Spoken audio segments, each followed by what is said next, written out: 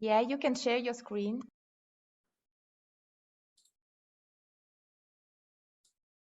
Yeah, we can see it. All right. Thank you. Thank you very much for the confirmation. Okay, so let me just set up my screen. There's a lot on my screen right now. So please give me a few seconds. Okay. We can see a very beautiful slide with Oh, thank you. Thank you very much. inclusive practices logo, ICD logo, and logo of It's our all there. conference. Right, right. Okay, so great morning to all the delegates from different parts of the world. I am actually excited to be here, especially when I've learned that delegates will be coming from 59 countries. I mean, wow, that is remarkable. So as early as now, I would like to say congratulations to IECD and Inclusive Practice as well. And also, thank you for having me here.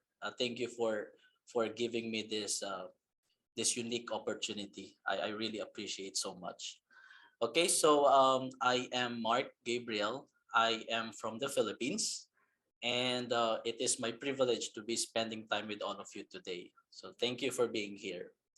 Okay, so my presentation is about the inclusivity practices and challenges in the Philippine tourism industry. It is limited to food and beverage and the transportation sectors, particularly airlines. And this is in focus on the inclusion of the elderly or the senior citizens, persons with disabilities, and the LGBTQ plus community in the context of employment, who are considered as the minorities when we talk about age, gender, and abilities. Okay, so the Philippines, where I came from, is definitely pushing for inclusivity over the years to fight for organizational diversity and against underrepresentation and discrimination. It is evident in our laws, programs for communities, including demonstrations organized by people in the streets. In reference, we have here Republic Act 10911, which is an act prohibiting discrimination against uh, any individual in employment on the account of age. We also have Republic Act 7277, which is also known as the Magna Carta for persons with disabilities. So this provides them inclusion in opportunities such as education, social services, accessibility, political rights, as well as employment. Then in regards to the LGBTQ plus community, our country is currently working on a bill that seeks to protect the rights of this gender group. Alongside our ordinances, when I say bill, it means the for the entire country. Nevertheless, we already have ordinances in the local level that uphold the fundamental right of a person regardless of gender identity and expression. And that includes the opportunity to get employed. So I have here photos where the Department of Labor and Employment, in partnership with private entities, uh, continuously pushes for the employment of the minorities through job fairs. And aside from this, we have press releases almost yearly, press releases that state the importance of recognizing that PWDs and seniors are also entitled to labor standards. So it's not just about giving jobs. It's not just about providing employment opportunities. It's also making sure that the companies, the employers are also giving what is due to those working, because it's very important. They may be working, but they're not receiving the right benefits, right? So this is also a mandate by that department to make sure that all are adherents to labor standards. Okay, we also have Manila City Ordinance 8595. So this is the country's capital, and this requires each food establishment, particularly fast food establishments like McDonald's, for example, to provide employment to at least 2 senior citizens and 1 person with disabilities. So this is not an option anymore. We've already made it as a requirement. We really pushed the passing of this law to make sure that each food establishment, will be starting with food establishment, that they are really required to have at least 2 seniors and 1 PWD. So this is really, really, well, at first, a lot are hesitant with this law, because there might be, employers who will really stand against it, because it's becoming a requirement. But thank God it was passed in 2020. And believe me or not, this policy actually has led to providing livelihood for those people who have been affected by the pandemic. So we can say that this has helped to cope with the challenges the pandemic has brought to us. All right, so let us now talk about specifics, focusing on tourism and hospitality related businesses. So first, I have here Jollibee Foods Corporation, also known as JFC. So it's the owner of a fast food chain called Jollibee, which is the counterpart of McDonald's from the USA. So to observe inclusivity, they have opened up um, job opportunities to the elderly and to person with disabilities. Here I have some photos where we could see them working and being given an equal chance in society. Okay.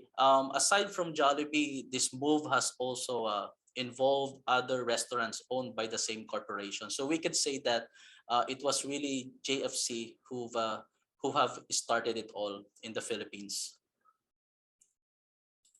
Okay, so these are also some other food service establishments. As you can see, the photos are very inclusive to the person with disabilities. We do not have much wording there. All are in sign languages.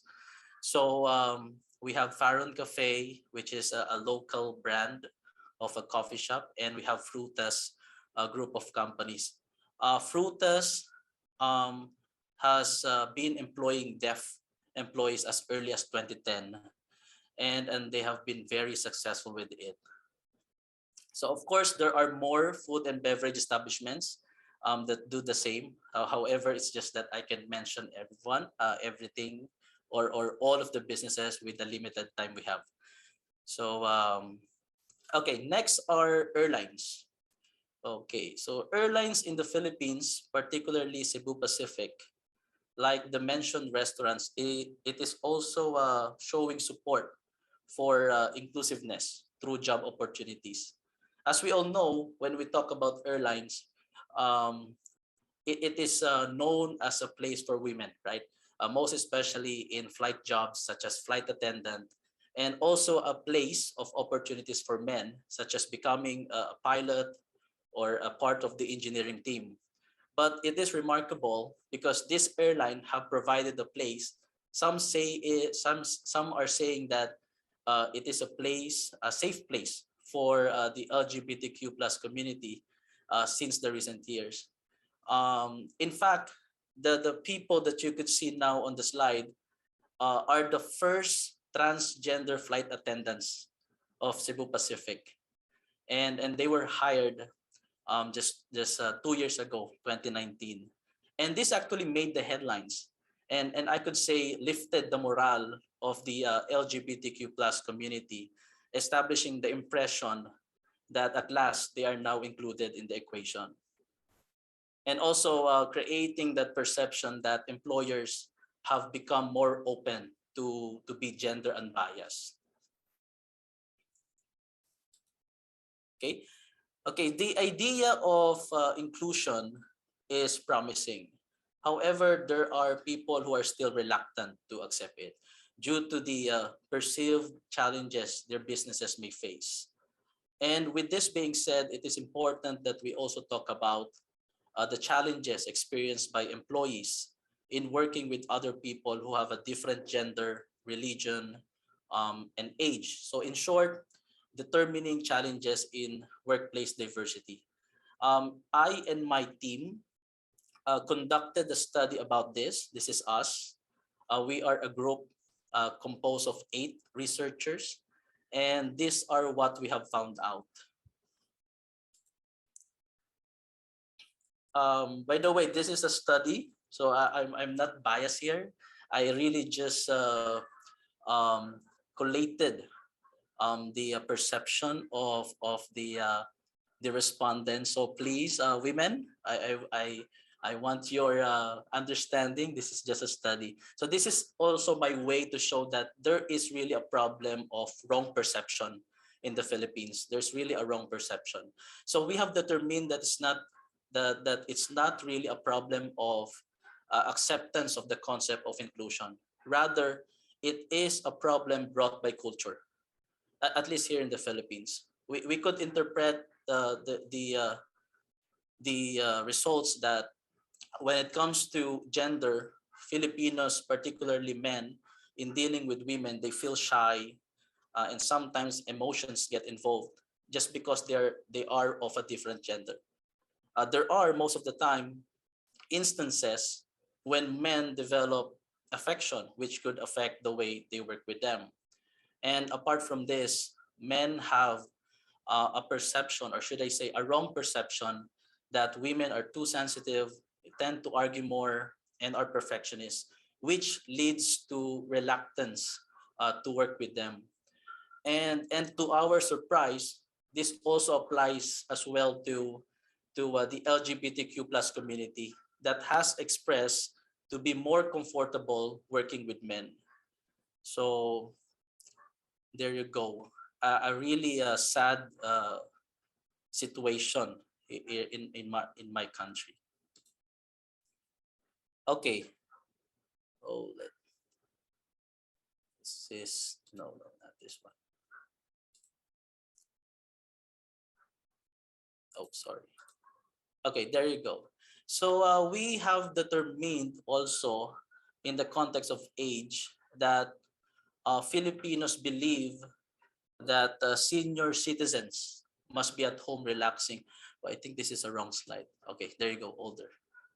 So that they believe that senior citizens or the elderly must stay at home relaxing, and the fact that they need to be cautious whenever you talk to them, because if you are young, there should always be respect. So there is a need to be cautious in the words that you will use. So that creates the barrier in communication, in the perspective of younger employees. And then aside from that, is the problem with their capabilities that could affect their work, such as poor hearing, which could lead to miscommunication. Now, when it comes to religion, the inclusion of the LGBTQ plus community has also been affected by cultural barriers. Provided that the Philippines is a Catholic country, we are actually one of the biggest Catholic country in Southeast Asia or in the world. And the church has been very vocal about their position on this subject. So there is really a wall that limits the inclusion of the LGBTQ plus community, um, at least in the local level. When we go to church, when we communicate with them.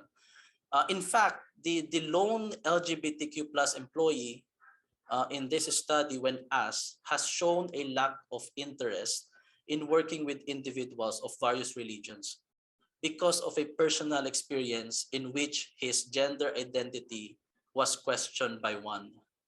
So, so these are my observations in my country. And I strongly believe that if we really want to address inclusivity being a challenge in community development, then this is where the government, concerned organizations, employers, and the people must focus on. As mentioned earlier, I believe that inclusivity, more than just an idea, is a culture. Okay, so cultural development is really the key towards full observation of inclusivity. We must develop that inclusive culture among our people and eliminate the ideology of cancel culture or conflict, um, that embraces the notion that people couldn't get along just because they're different. What we must do for me is to realize that those differences could be used to fill in what's lacking in each other so we could form, a better group. Additionally, if we really want to inflict a positive change in this context, instead of convincing people to embrace inclusion, let us target institutions, the government, the church, all those institutions that form society. Because if we could change the culture, then definitely we could change the perspectives of the people, right? A culture is the one that forms the behavior, the actions, the perspective of people. So I think that we really must target those institutions that form the culture in society. Okay, so I am about to end my talk. I could see Nargis. Yeah. Okay, You I saw am my I am tears in about my to. eyes. Okay, I am about to end my talk, but allow me to leave this thought to all of you. We must keep in mind that though inclusivity is good, more than the idea, it's the process that matters. It is smart to also understand why there are still, people who are hesitant to embrace diversity and inclusion, particularly in organizations. It is important to know the challenges they experience in diversity so that we would be able to address them, right? Because if their doubts, just imagine this, if their doubts are addressed, for sure their point of views will change as well. And from here, we could begin the transformation of communities into something inclusive, where everyone is given equal opportunities and are treated right. So once again, I would like to thank all the delegates for spending time here at the conference and IECD, as well as Inclusive Practices, for the dedication towards fairness, equity, and a peaceful, developed world. Have a great day, everyone. Thank you again for the opportunity. Thank you so much. Your case is very, very interesting and relevant. And we already have questions, and we will back to these questions a little bit later. And now I would like to give the floor to our next speakers. Jim, please Uh, go ahead. thank you, Nargis, and thank you again for the opportunity to allow us to present some of our work around community-based inclusive development, focusing on livelihoods in Rwanda. So, welcome again, everybody, to the session. And my name is Jim Cannon. I work as CBM's Community-Based Inclusive Development Initiative Global Advisor for Livelihoods. In this session, we will look at how access to livelihoods and related income generation activities are extremely important to persons with disability moving out of poverty in Rwanda. And we also know that particularly during the COVID-19 pandemic, many vulnerable groups, including persons with disabilities, were at greater risk of economic and social exclusion. So this session will share experience against the large shock of COVID-19, showing how persons with disabilities are active participants in livelihoods development and are twice as likely to live in poverty and to struggle to put food on the table.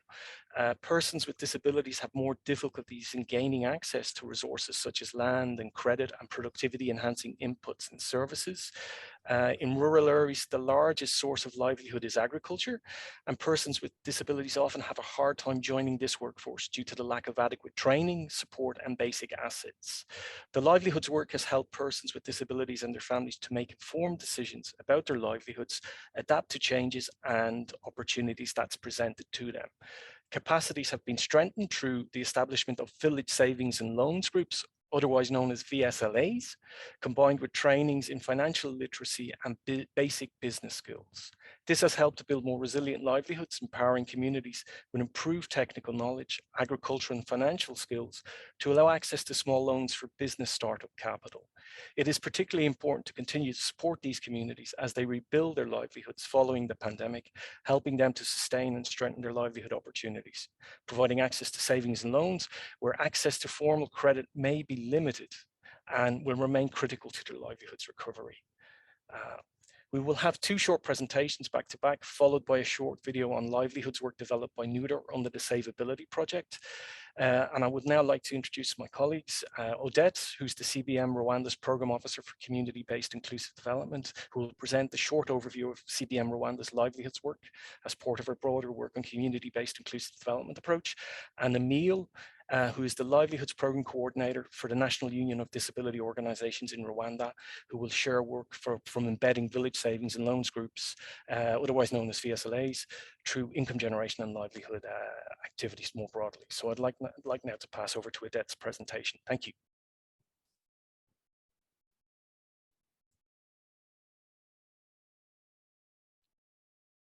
So, Thank you. Can I share? You can share the screen. or would you like share your screen by yourself? Okay, I can do it. I have your presentation. I can help Okay. you. Please go ahead. Okay.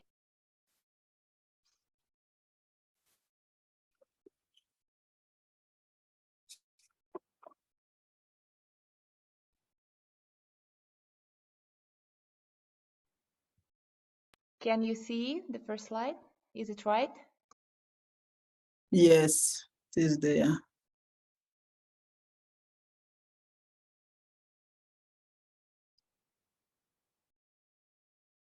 Okay, thank you. As presented by Jim, I'm called Odette Nyirasengimana. I'm working for CBM Rwanda Country Office as Program Officer. I'm happy to be here to present the experience from CBM Rwanda and present the contribution to inclusive livelihood programming in collaboration with our partner, the National Union of Disability Organization, who is working in Rwanda. My presentation will talk about how disability will lead inclusive rural livelihood, but specifically I will talk about CBM contribution and how CBM is supporting partner to implement inclusive livelihood program in COVID and before COVID. Please go ahead. Next slide, please.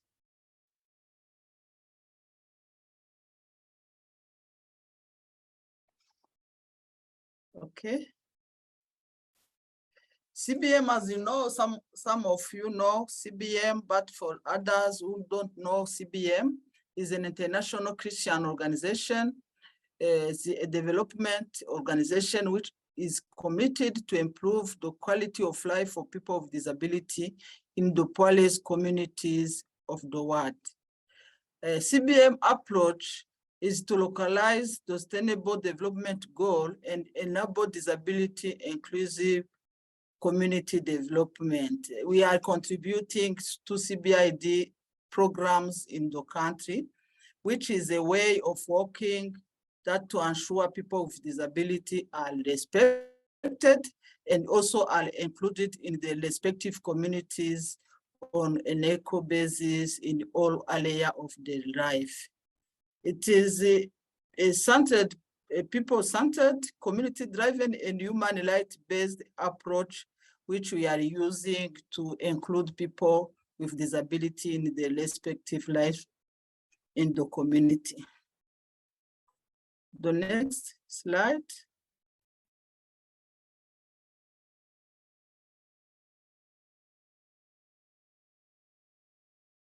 Okay, on the slide, I would like to talk about CBM contribution on the inclusive livelihood work in Rwanda. some information from CBM Rwanda is that CBM is not implementing program, but we are supporting our partner to implement program.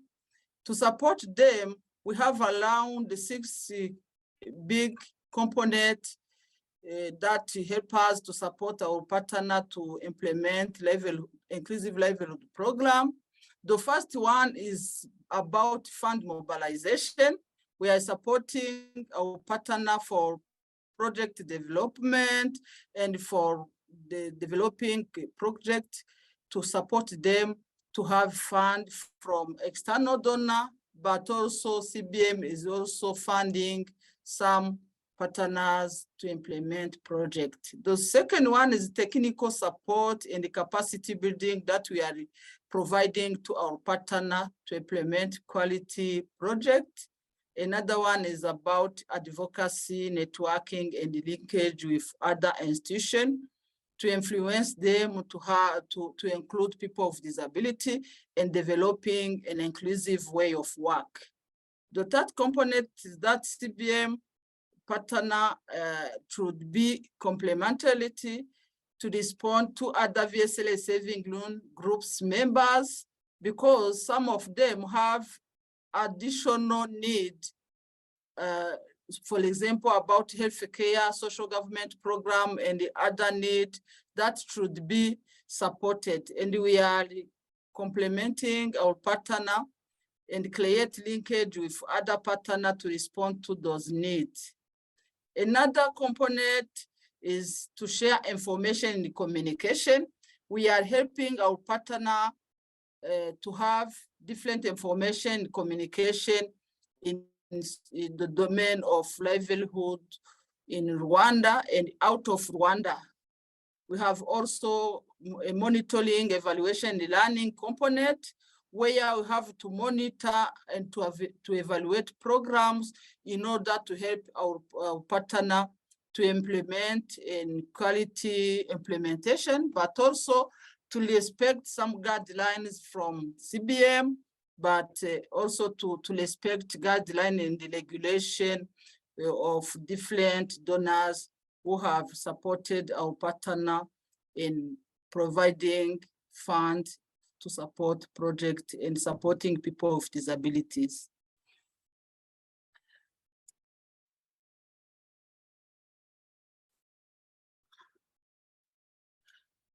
About the achievement,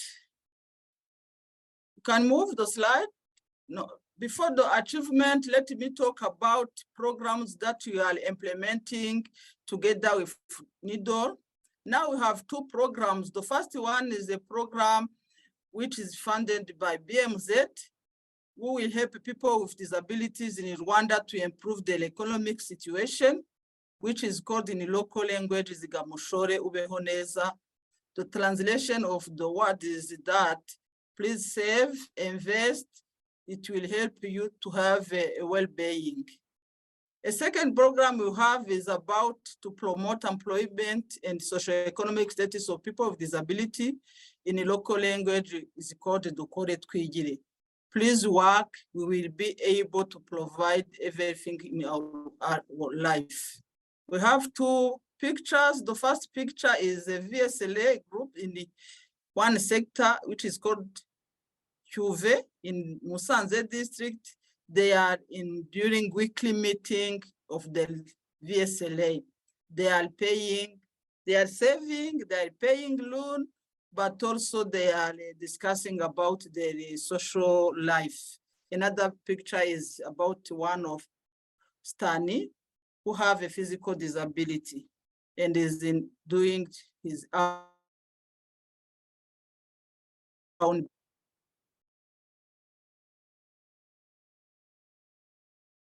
Next slide. Okay, about achievement. Before implementing the 2 ongoing programs, you have implemented other programs on inclusive livelihood. And from those projects, you have different achievements. You have selected some of them.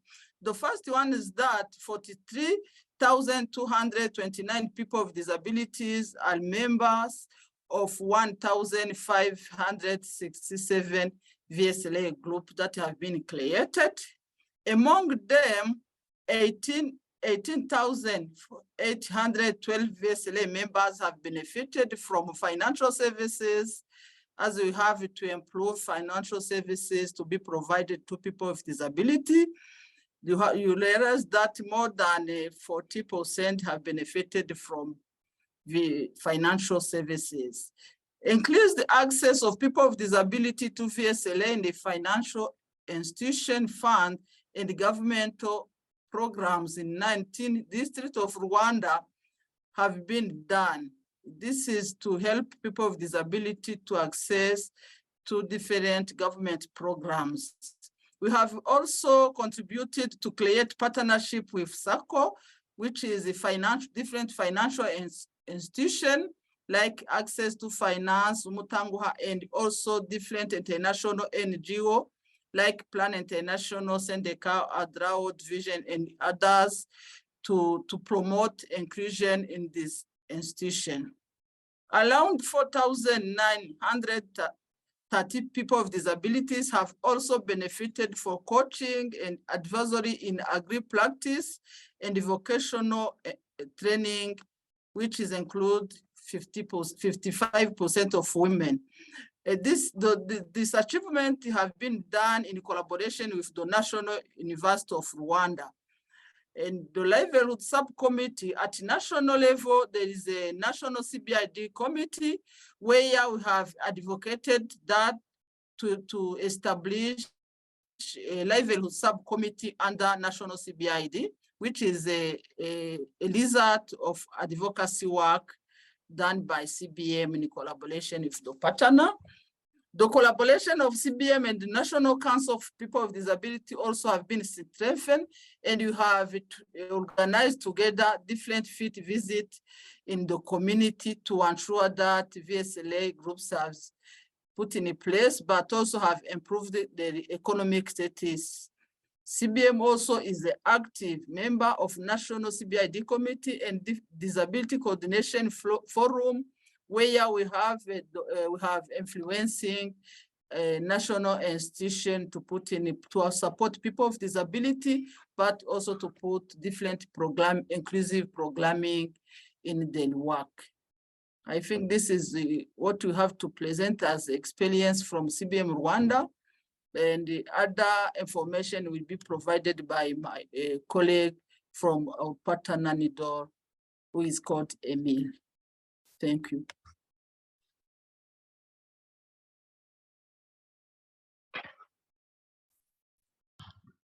Yeah, I think I can even just continue my presentation. Nargis, can I have your presentation, please? Yeah, of course. Thank you. So as already mentioned by Jim, I'm Emil Voningabo. I'm the program coordinator at the National Union of Disability Organization in Rwanda. And I'm really glad to be here today for this big conference and learn from you, please. Thank you. Emil, can you see my screen? Is it yes, right? please. Yeah, it's there. Can you just put down a slideshow? Yeah. Just make it bigger. Yeah, good. Good, thank you, Nargis. I'm gonna share with you about the work that they have been doing in Rwanda as a partner for CBM. We are NIDO, which is National Union of Disability Organization in Rwanda. I'm gonna share with you the brief work that we have been doing around livelihood interventions and how persons with disabilities are really key here in terms of improving their socioeconomic status in Rwanda through the project that we are really implementing about the VSLAs. So if you can see the picture here, there are some people there on a cycle. They are members on a cycle with their passbooks, sitting on a cycle, of course, having discussions on their future. And you can see here, there's the few words here: save little, save a lot, which means every member has a lot to play in terms of saving their small money. And even the rich people can even save their money and save today and take tomorrow. You'll be able to invest once you are saving. Next slide, Nargis.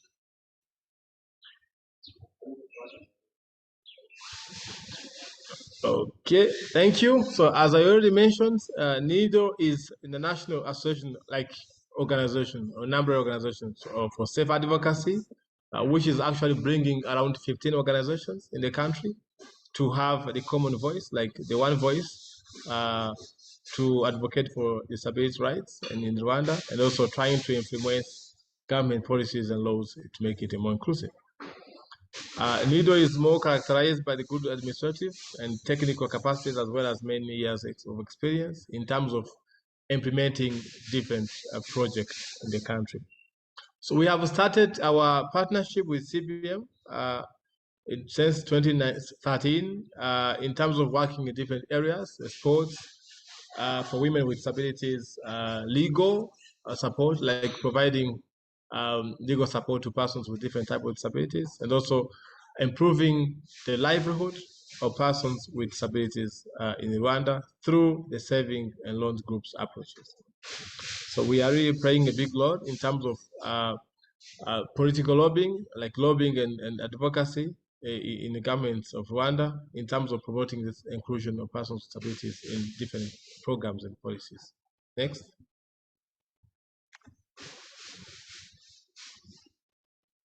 Yeah, so the livelihood program is being implemented in 18 districts. Rwanda has 30 districts. So the program is now being implemented in 18 districts. We are covering around 18 districts, around many sectors there. And of course, our aim is about to achieve to be able to implement the program in all districts of the country. Yeah, next. Yeah, so the livelihood program approach has different approaches. The one approach is about trying to make sure that persons with disabilities who are already member, they are mobilized to form their groups. Of course, in terms of accessing the financial services, the internal and the external.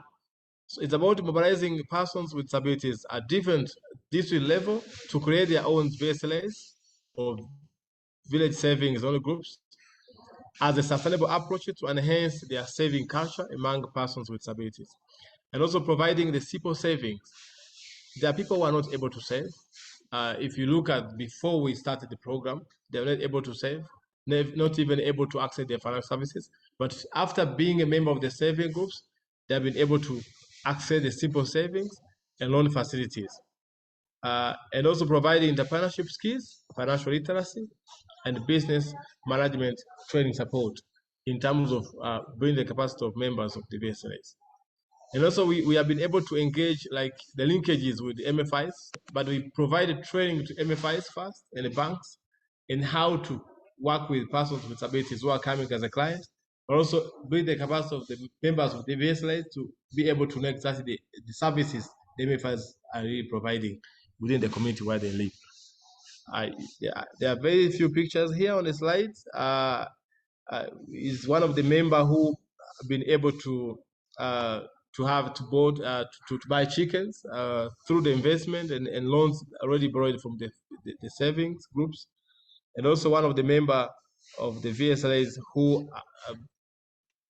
managed to start their own business like boutique, selling different assets like different items within the community, and they have been able to earn money and improve their living conditions. Yeah, next. Yeah, we also look at providing skill development, like providing technical and vocational trainings to the members of the VSLAs, especially for the youth with disabilities who didn't manage to go to the formal school, formal education. But here we just trying to find them and link it with TVETs and vocational training centers and be able to go then and learn from technical skills to be able to create their own enterprise or businesses or activities. And also we implement the program through the safe employment. As long as they have been able to go to TVET and they learn technical skills, they'll be able now to start their own businesses. So here now we also provide like employability skills and trying to enable environment where they'll be able to do their activities within the community. And also, we also do our work through social protection support. In terms of the government already have the social protection programs in place, but sometimes they don't like include persons with disabilities in the program. So what we do is about working with the government authorities to ensure that the social protection programs is also targeting persons with different type of disabilities. In the country, Rwanda, we have three.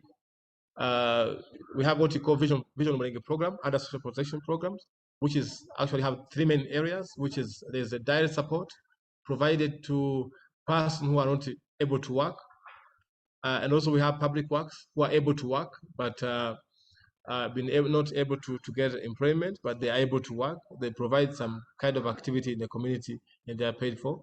We also have what you call financial services. So it's about people who were able to do some businesses, but not able to go the formal financial services, but they're able to get like financial services within the program, but with a low interest rate around 1% per year. So we have been able to work with the government to include persons with disabilities in the social protection programs. Yeah, next.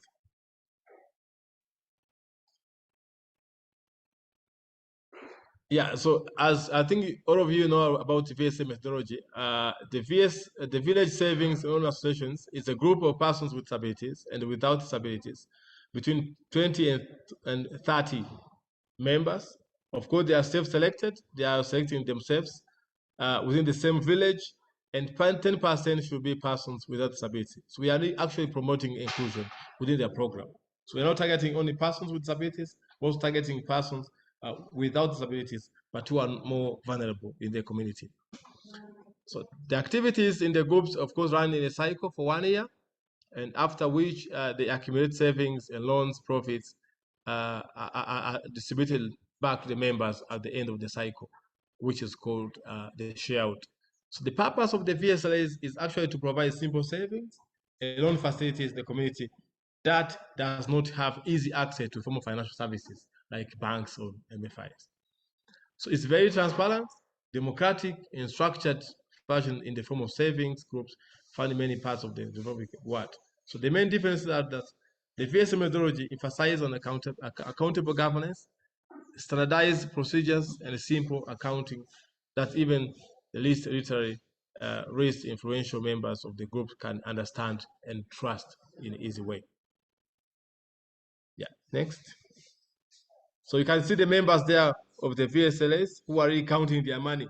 And the secretary is trying to write down to record the transaction that are already being done in the groups. Yeah. With the cash box and the pens and stuff. Yeah. So we've been able to provide training in modern farming practices, of course, in partnership with the College of Agriculture and the University of Rwanda. We provided training on modern farming with the farmers with disabilities. Around 9,111 members have been able to be trained by the CAVEMO specialists, but also trained by the TOTs. So the CAVEMO trained TOTs, but TOTs also train others within the community. So they have been trained on methodology, market-oriented agribusinesses, and livestock management. So we have seen the impact in terms of productivity and an increase of the income within the household of members with disabilities. Next.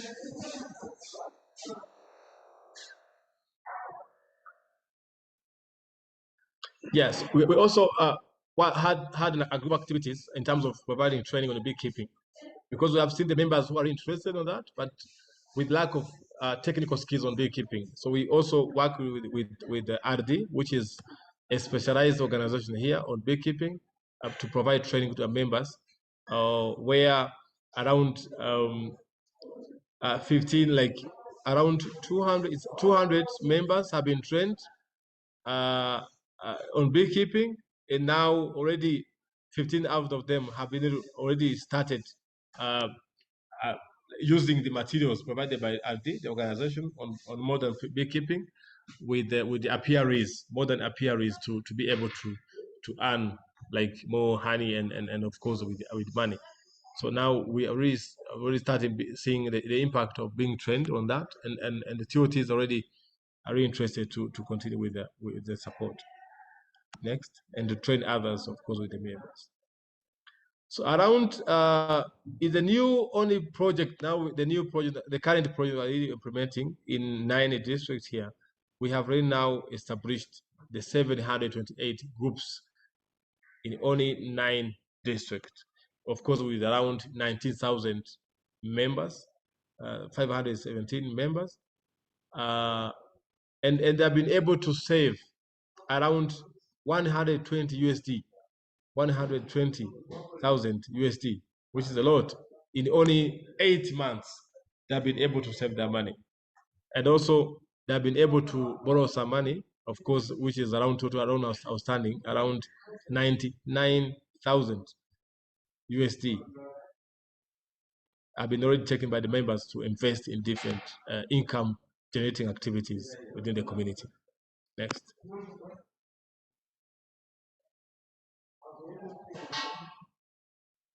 Yeah, so these are the quick lesson learned that I want to share with you. Of course, it's not of course I have many lessons learned, but just a few. The VSLAs that are really placed near markets, they are doing better than those far from the market. Of course, because they have a market, they have been able to have like businesses, they have able to get more clients within the community where they live. The income generated activities, of course, we have seen that it's very key because they have been able to run during the COVID and of course, like selling food. As long as they are really well trained, equipped, the activity will continue even after the project. So VSLAs was a new idea that was known by persons with disabilities in a country like Rwanda, but which has brought a lot of change in many of households with persons with disabilities in Rwanda. So persons with disabilities, not too poor, too safe. They have resources. They are very resourceful. Yeah. And we have seen that the new groups have marched on seeing the benefit that VSLAs are bringing to the members of households with disability. The last one is about partnership and the collaboration with organizational persons with disabilities is very essential. And partnership between OPDs, of course, is very essential. And decision makers can also lead to longer term change once we are really working closely with the organizational persons with disabilities in the country. Next. I think we are now done. Next.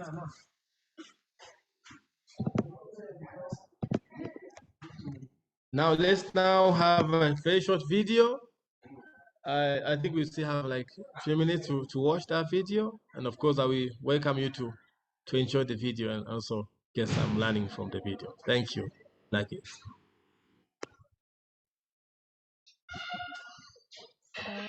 Give me 1 second and I'll share my screen again. Thank you.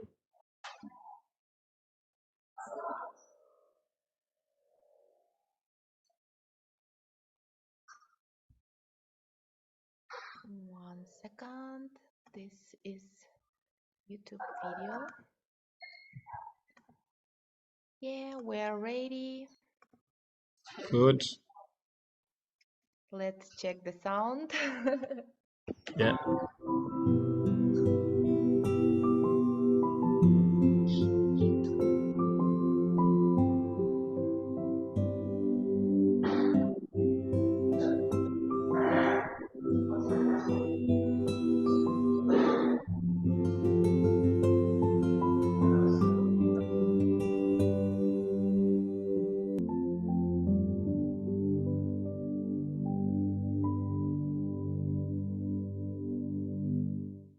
Amatsinda rero twaje kuyakangurirwa n'umushinga wa Nidoro, batubwira ibyiza byayo tuza kuyakora, turayagana, tukajya twizigama, tukagurizanya. Nyandwi Janvier ni umusore ufite ubumuga bw'ingingo ugaruka ku kamaro ko kwibumbira mu matsinda yatangijwe n'ihuriro nyarwanda ry'imiryango y'abantu bafite ubumuga Nidoro. Amatsinda yatangirijwe mu turere dutandukanye tw'igihugu hagamijwe kuzamura imibereho y'abantu bafite ubumuga binyuriye mu kwizigamira no kugurizanya. Mu bagaruka ku kamaro k'aya matsinda harimo abayagannye basanzwe bakora ibikorwa bitandukanye by'ubuhinzi. Itsinda iyo nabuze amafaranga yo kujya guhinga ndagenda nkaguza amafaranga bakayampa bihuse cyane, nkaza ngashyiramo abakozi bakamfasha kubera ko ndashobora guhinga. Ubwo imyaka yazera nkishyura, cyangwa se nabona nk'ukundi mbonye nk'urufaranga nkagenda nkayatanga. Zimaze amezi 2 n'igice, ziratangira kwera muri 15 z'ukwa 12, ariko neza neza gusarura nyirizina biraba ari mu kwa mbere, kuko izi zose ziraba zihiye nta kibazo mba mfite. Nteganya ko nshobora kutajya munsi y'800, hagati ya 1,800,000 na 800,000. Uburyo bwo kugumya kuzamuka, urabona nk'iriya nzu muzamutseho nayo nari nayikuye mu nyanya y'umwaka ushize, kuko hano nayo nahinze mpakura hafi 2,000,000, mpita nubakamo iriya nzu mubonye epfo hariya mwazamukiye. Abagannye aya matsinda bavuga ko Nidoro kandi yabafashije kubona amahugurwa ku bijyanye n'ubuhinzi n'ubworozi, kandi ngo akaba ari gutanga umusaruro. Abenshi mu bahawe aya mahugurwa ubu baba mu nteko z'abahinzi ntangarugero mu tugari no mu mirenge bitandukanye batuyemo. Ubwo baraduhuguye, baduhugura uburyo umuntu ahinga imboga, baduhugura uburyo umuntu yorora inkoko, yorora inkwavu, mbega akabona ifumbire, uburyo akora ingarani, uburyo yubaka ingarani n'uburyo akora ifumbire. Ati ibyo byose barabiduhuguye. Ubu gutya mbasha kubona imboga, mbasha kubona utuntu twose kandi ntwikoreye kubera abafashamyumvire bamfashije mu bitekerezo. Inkwavu zigeze mu 10, inkoko ni 5, ingurube ni 2, n'inka n'umwana wayo. Baraje baraduhugura ku buhinzi, bamaze kuduhugura batubwira n'uko umuntu ashaka aguza inguzanyo akayishyira mu buhinzi. Nibwo bw'ubu nyine nakoze. Inguzanyo ya mbere rero nafashe, nabashije kuyigura inkoko ntoya zisanzwe, ndazorora. Denda uburyo naje ni uguhindura, nakoze ubwoko bw'inkoko bigendanye n'igihe nari ngezemo, guhita nzihinduriramo. Ariko nazo ni inkoko nziza kuko zitanga amafaranga, umuntu akakemura ibibazo yari afite. Ndi gukora incubator cyangwa icyuma gituraga amagi. Teste maze kuzikora nka 3, ubuheruka nabonye resultat ya 60% nifashishije ziriya icyo kiraro n'iyo incubator. Mfite intumbero y'uko mu gihe kiri imbere ngomba kuba mfite inkoko nyinshi zihwanye na cya kiraro mfite, cyangwa yaba byiza bikanarenga. Aya matsinda kandi ngo yateje imbere abatekereje ku mishinga y'ubucuruzi. Inguzanyo ndazishyura ndetse n'amafaranga ndayabona. Bigeze aho ngaho naje kubona ko amafaranga abaye menshi afatika, ndavuga nti noneho hari icyo nakoraga cyo kujya guhaha umunyu, isabune, ndetse no gushaka na wa muceri tujya tugura ahandi, wenda nkufashe hano iwanjye nta kintu byantwara. Nibwo natekereje kujya kurangura utu tuntu ubona hano. Nuko ubona tugabanuwe nuko mba nashyize no mu myumbati hariya ku ruhande, ubundi byarafatikaga. Agaciro sinawuha agaciro ka miliyoni nkeya, kuko nshobora kwibarira nko mu 10, kuko ahantu mfite ni heza. Umaze kugera mu itsinda nari mfite agashinga mubona k'ubucuruzi bw'ubuconsho, nafitemo utuntu dukeya. Maze kwinjira mu itsinda bakuzamo 40,000. 40,000 ndabikoresha. Maze kubikoresha mbona ibirimo bagenda bizamuka. Muri make mbona birimo bagenda bifashiriza umuryango, kandi n'ibingibi nkora nabyo mbona birimo bagenda binzamura mu ntera. Tugusha ku ntego nyine. Ubwo amafaranga mbona tubona amafaranga agera ku 80,000 n'imisago. Byatumye nyine nongera kuri yandi, bituma ndangura utuntu twinshi. Mpita ntangira butike. Harimo iyi sukari, harimo iriya fu y'imyumbati, harimo kawunga, harimo amasaka. Yewe kuva mbere mbese naje hano mu gucuruza ibya mitiyu ntarajya mu matsinda. Inguzanyo yaranzamuye, kuko nzamura kuko mbere nacuruzaga mitiyu gusa, ariko noneho muri muraguka ncuruza na mobile money. Turi umuryango w'abantu 7. Abana batoya dufite bariga, ubwo dushaka amafaranga yo kubarihira, n'inzu turakodesha ko ntabwo ntabwo turi mu rugo turakodesha, buri kwezi dutanga amafaranga nyine ya nyir'inzu kandi tukabona ifunguro. Kugeza ubu hari bamwe mu baturage batangiye aya matsinda nta kintu bafite, ariko kandi nyuma yo kwizigamira udufaranga duke bakaba barahawe inguzanyo bakora ibikorwa binini. Aba barimo umubyeyi Nyanzira Clotilde wiyubakiye inzu Nidoro binyuriye muri porogaramu imushakira umurasire wo gucana mu nzu. Baguze ibihumbi 200 barabima bangirira icyizere, barabimangura ikibanza ndakibona ntangira akazi ko kubaka, ariko nkomeje kwizigama nishyura, mbona umushinga ungirira neza untera inkunga, bampa umurasire, ubwo ngubwo ndacana, ubu ngubu ni byiza, mbona ndatuye. Ntangiye kujya mu itsinda nari ndi hasi cyane ku buryo utanambaza n'amafaranga 200 ngo mbe nayakwereka. Mu gihe hirya no hino mu miryango usanga kwishyurira ubwisungane mu kwivuza abagize imiryango by'umwihariko ku batishoboye ari ikibazo cy'ingutu, kubabashije kugana aya matsinda bo ngo iki kibazo baragikemuye, kuko aya matsinda bashyiriraho uburyo bwo kwizigamira amafaranga yo gutanga ubu bwisungane mu kwivuza. Nkanjye 30 ntabwo njya kujya nyabona, ni menshi ku bantu 10, ariko noneho buri cyumweru mbasha kwizigama byaba 1,500 se naba ntabonye mu cyumweru gitaha nkavuga nti bashakisha ukuntu Imana ikanshira inzira, bashaka ukundi kuntu mbona umusanzu wo kwizigama. Wabona inoti y'igihumbi ukayishyiramo, wabona 500 ukayashyiramo, noneho twanatanga nayo kugira ya mituweli tukayafataho, noneho baza kutwishyuza tugafataho ayo mafaranga tukayatanga.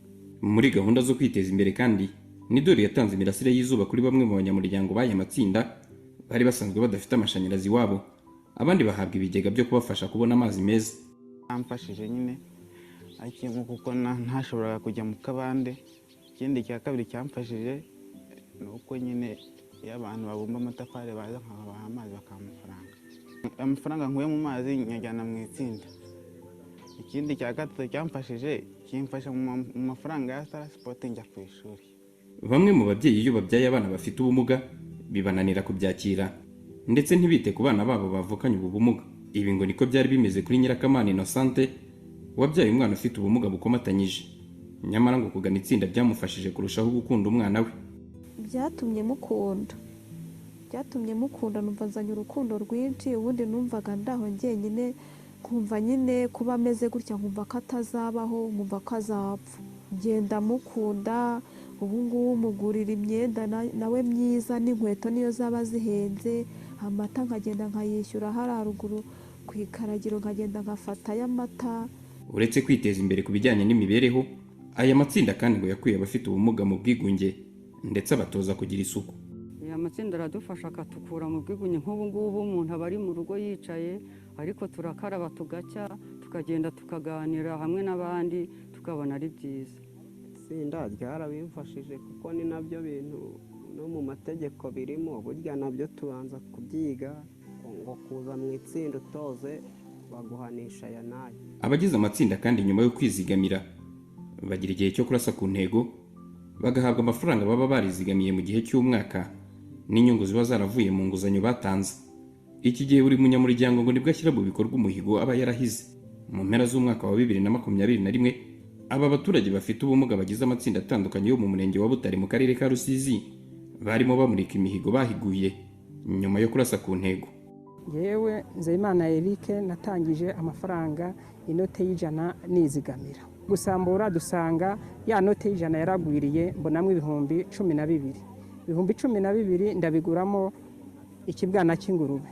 Nta waza ngo ese Nzeyimana Eric ubu wagutungura akakubaza nk'ibihumbi 20 mu rugo iwawe wabibona? Ubu nabibona. Nkimara kurasa ku ntego nabonye nkeneye kwiteza imbere, ndashye ku ntego nayaguzemo ingurube. Ubu kumona mfite n'ibyuma bya Mobisol mu rugo, kandi nafashijwemo n'amafaranga amwe nagiye nkura muri Nidoro mwako gatsinda kacu dufite, bikagenda bimfasha kwishyura, none bikaba bigeze n'iki gihe. Nubwo iyi mihigo bitandukanye ndetse rimwe na rimwe hakagaragaramo n'abahiguye imihigo isa naho ari mitoya, nyuma yo kurasa ku ntego ngo byanze bikunze iyi mihigo yicunzwe neza ibageza kuri byinshi. Hari icyizere cyane ko urebye igihe gito bamaze bakora n'ibikorwa bamuritse bamaze kugeraho, cyane cyane mu bijyanye n'ubworozi, biragaragara ko aya matsinda azaba umusemburo w'iterambere cyane muri aka kagari ka Butanda no mu karere hose. Hari icyizere cyane cyane ko urabona ko niba umuntu yaguze inkoko muri uku kwezi kwa gatandatu byanga byakunda bizagera mu kundi kwezi kwa gatandatu ya nkoko imaze kwikuba inshuro zitari munsi y'eshanu ndetse n'icumi zirenga. Hari n'uw'ihene, ya hene byanga byakunda izaba imaze kubyara indi cyangwa se yantaye imaze kubyara indi. Iyo rya tungo ryungutse cyangwa se ryabyaye byanga byakunda uwo muryango nibura ubona ifumbire, ubasha kugira ibibazo byikemurira ari ibijyanye n'amashuri y'abana ndetse no kugura ibyangombwa byo mu rugo. Navuga byinshi ku by'umushinga wa Savability wagezeho mu turere tukari tune harimo akarere ka Rusizi, Rutsiro, Ruhango na Nyanza. Ariko cyane cyane navuga ku matsinda twashinze cyangwa se yabashije gushingwa mu turere twose twari tune navuze haruguru, aho yageze ku mubare ugera kuri 560.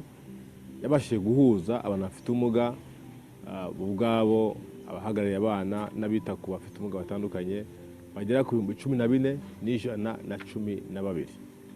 Muri abo ngabo abagore bagera ku 7,479, abagabo bakagera ku 6,633. Bose bamaze guterana mu gihe bakoze amatsinda yabo barazigama, aho babashije guhuza amafaranga bazigamye ajya kuri 1,021,765 n'N765,110. Muri ayo ngabo bazigamye bagiye bafata inguzanyo zitandukanye ku banyamuryango bakazihabwa.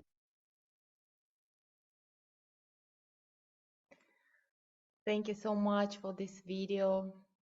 Thank you, Emil. Thank you, Jim, Adet. Thank you. I think that we were able to really feel the way of people's lives and to feel the main idea of this methodology of this project and your research. Thank you so much.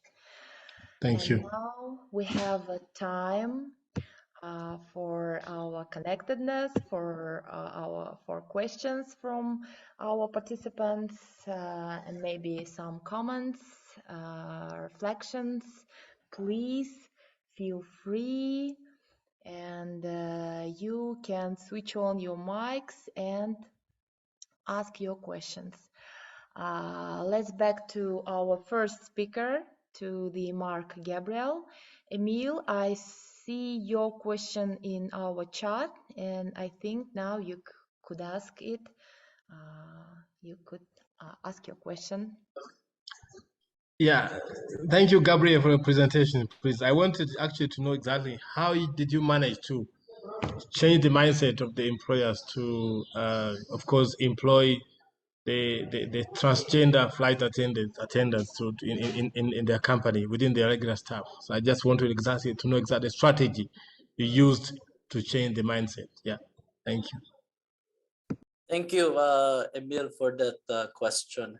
Actually, there was no secret ingredient. There was no really a strategy. It just happened because what we've noticed over the past years, there has been a collective effort exerted by the government, the people, the organizations in organizing events for the LGBTQ+ community. We had pageants for them. Different television network companies have organized as well competitions exclusive for the LGBTQ+. So because I think this was also a response to the growing population of this group as well over the years, and with all of these efforts, with all of these events, this has significantly increased the acceptance of homosexuality in the Philippines. In a study that I have read, I think 3 years ago by a Pew Research Center, we are 73% acceptance of homosexuality. So alongside with this events, with this um, competitions, are the ordinances enacted by the government, like what I've mentioned earlier. So it's just happened all at once. It just happened naturally, and then maybe this employer, this airline particularly, have seen the opportunity, provided that they're a business. They are a business. So aside from understanding the clamor, of course, it has been seen as an opportunity to be loved by the community as well, if you're going to embrace inclusivity. Because like what I've said, there's been a clamor, there's been a movement of embracing this gender group, which has been, I should say, which has been discriminated for a very long time. So yeah, I think that's what happened. And if you're just going to search Google, you could actually see a lot of articles from the Philippines that talks about LGBTQ+. So yeah, it is also something to do with culture as well. So and actually now we have also a number of legislators who are LGBTQ+. And this is started in 2019 as well, and we are also busy in passing a certain law for the protection of LGBTQ+. So we are really gearing towards there. So I think Philippines is naturally going on that direction already. And that is despite being a Catholic country. So yeah.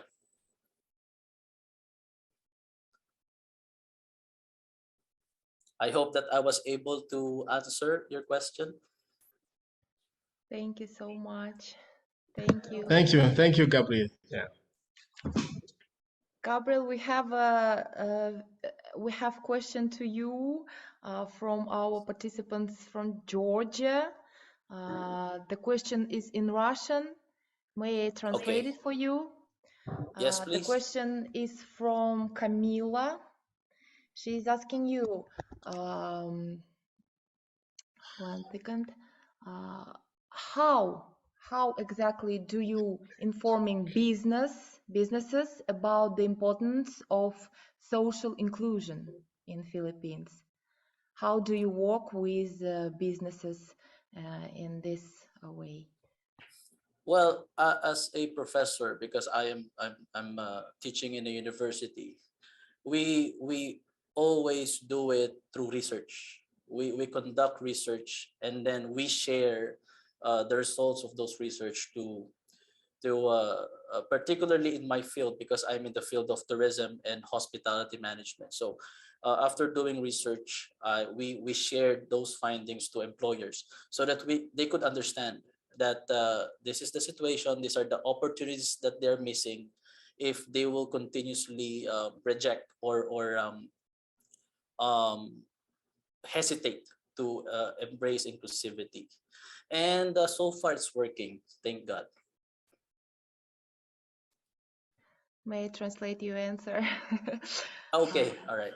Камила, на твой вопрос вот ответил наш спикер. Он сказал, что в работе с представителями бизнеса, в частности, он опирается на исследования и предоставляет результаты этого исследования в сфере туризма, в частности, да, это его специфика. И вот, опираясь на исследования, раскрывают именно социальную значимость инклюзии представителям бизнеса. Thank you. And it's not all. We have another question about tourism in Philippines. Do you have some projects special for children? Maybe for children with disability, special tours or something like that? Okay, well, in my field, we really do not have one because as I mentioned, I'm focused on tourism and hospitality management, particularly in employment. However, I am it's actually in my list of planned research, though it's not yet happening. It's not yet materializing. I have a pending research on the inclusiveness of establishments in a city here in the Philippines, in the perspective of customers. So as you all know, the trend now is traveling with family. So I think by doing that research as well, we could tap the needs of those students or children who have special needs. So should I finish that research, I will be very happy to share it to all of you. Thank you. Thank you. I think you have to connect with our partners in Georgia. It's a novel trip, great project in field of tourism, inclusive tourism, special for families with special children with disabilities, and it's very interesting. I think we can share links with you. I guess we can collaborate. Yeah, it's a great idea, Камила. Марк Гавриэль предлагает объединиться, потому что его исследования на эту тему еще не закончены, и он только мечтает об этом и надеется, что через какое-то время он сможет реализовать и этот проект тоже. So, thank you so much. It's very interesting. And Emil, Jim, and Odette, let's back to your case. I have one question from me. This is question about relationships between people in the village. How do people with and without disabilities relate to each other within this project? Maybe some examples from your practice. Thank you. Thank you. I think I can answer that question, please. Yes, good. The relationship between persons with disabilities and without disabilities for the project actually is very good, because we started with, as I mentioned, we said there are 10% of members without disabilities, because we are actually trying to build the capacity of persons with disabilities first, and also including 10% without disability in terms of working together with others with disability in the groups. Before we started the project, it was very difficult, of course, in terms of mindset. The persons without disabilities, they have seen that persons with disabilities, they are not able to work. They are not even able to use their money. Sometimes they also think that they don't have money. But when we started the project and also providing training, the persons without disabilities, they have seen that the persons with disabilities, they are now able. They have money, little money, but they can also save. They can also invest in different businesses. So they are able to do like tailoring, carpentry, farming in a modern way, and also livestock, the same as the persons without disability. So that once they already joined the members, the groups, the mindset already changed. They started working together. That's why I wanted to mention that the relationship goes up after being a member of the VSLAs. But before, of course, it was not easy to work closely with them. Yeah. Thank you, Emil, for your answer. Yeah, thank you. We can also add one element on this. Yeah, please. From the project impact, we have also seen that we have different programs in the community. We have an evening session for all community members. Even you have also some community development activities in the community where VSLA members have been mobilized to join the different community activities, and they have the chance to meet people without disability. Working together in those community activity evening session, they have an opportunity to collaborate and to be accepted by people without disabilities. Thank you. Thank you. Thank you. Mark Gabriel, do you see the question for you in our chat? Yeah, yeah, Please. I have seen it. Okay. Yeah. Let me answer Michael, you this. can join us. Hi, Michael. How are you? Can you hear me?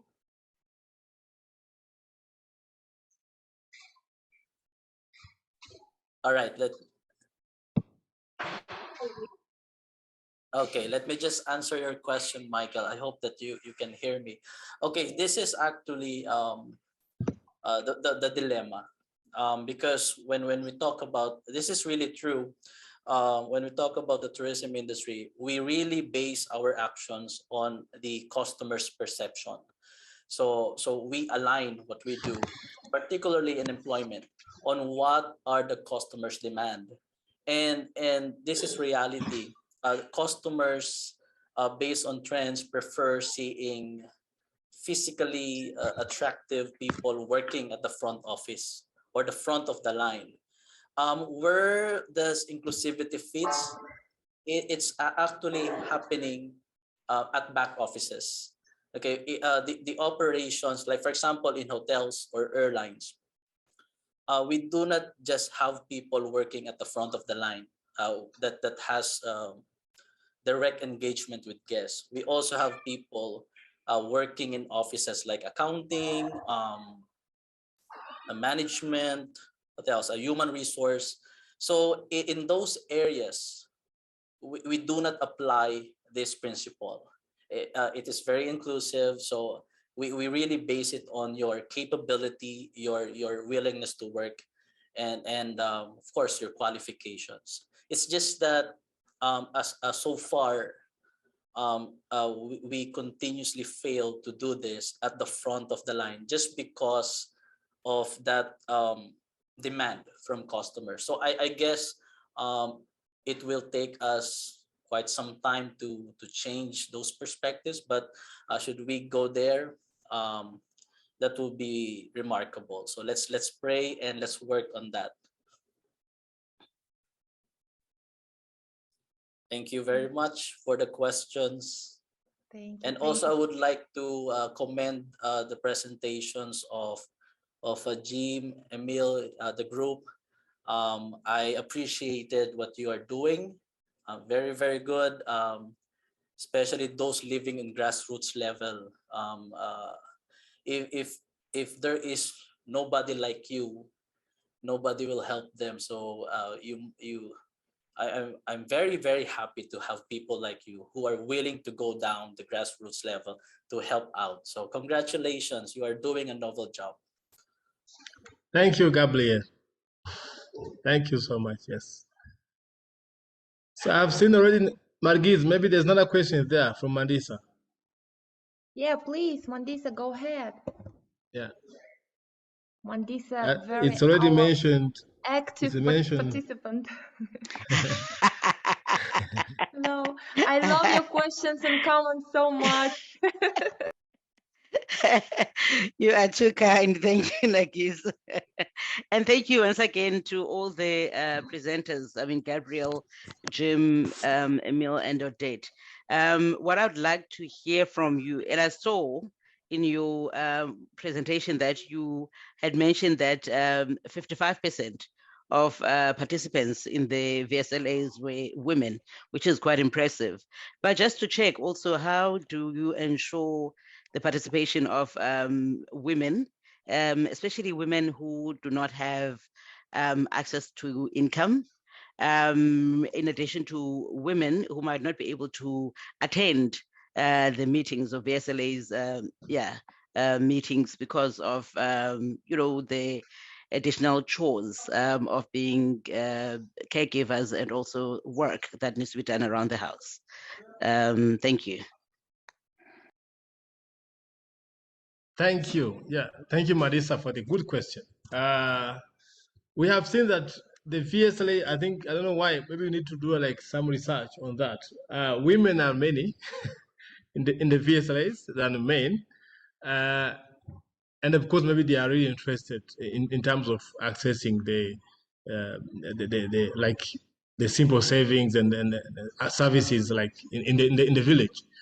But when it comes to the women, we work in the program. We also work with different organizations like partners, like government, especially to look around the women who are not able to have some income. Because in the VSLA, we have persons with disabilities, we have the parents of the children with disabilities, and we also have caregivers as a member. So they're also benefiting in the savings, the loan, and whatever, and all activity we are doing in the groups.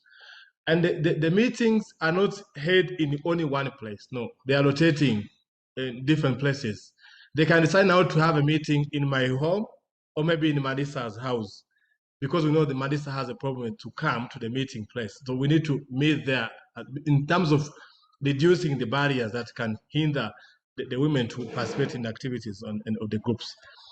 We also work with the government in under social protection programs. They have what we call direct support. Direct support is about support being provided to the women who were not able to work, of course, to get like income, but they are doing like homework, like unpaid work at home. They're not paid. But how are they going to be supported in terms of providing their, like improving their living conditions?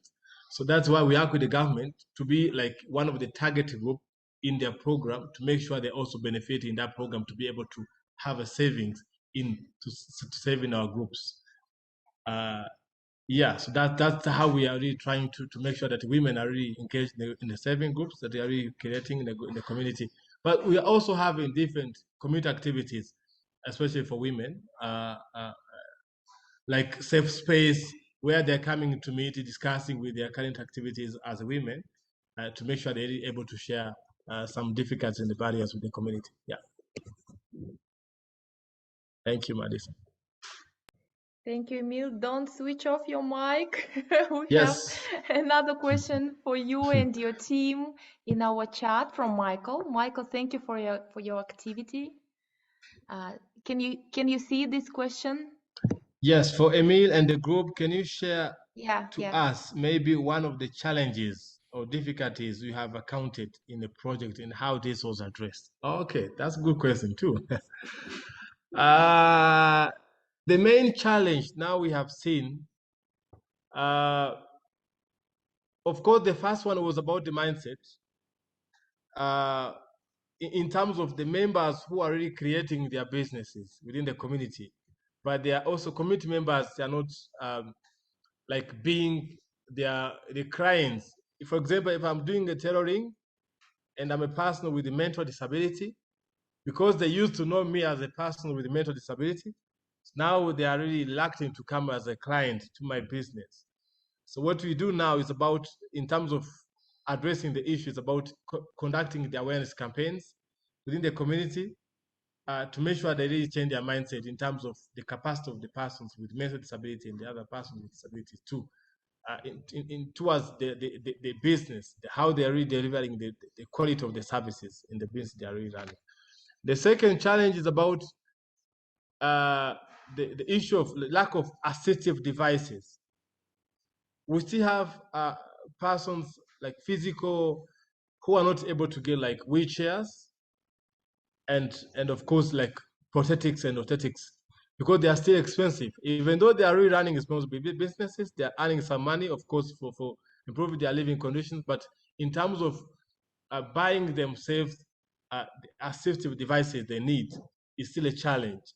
And we have worked with different organizations to provide some, but none, of course, we are not covering their own members who need the assistive devices, and it's not even covered under the community health insurance, what we have in the country, in terms of making sure that the assistive devices are really affordable and accessible to everyone. That's the second challenge. I think maybe Odette can also compliment me if I forget that. Okay, good. Yeah. Okay, I can compliment Emil on the challenges we faced in project implementation.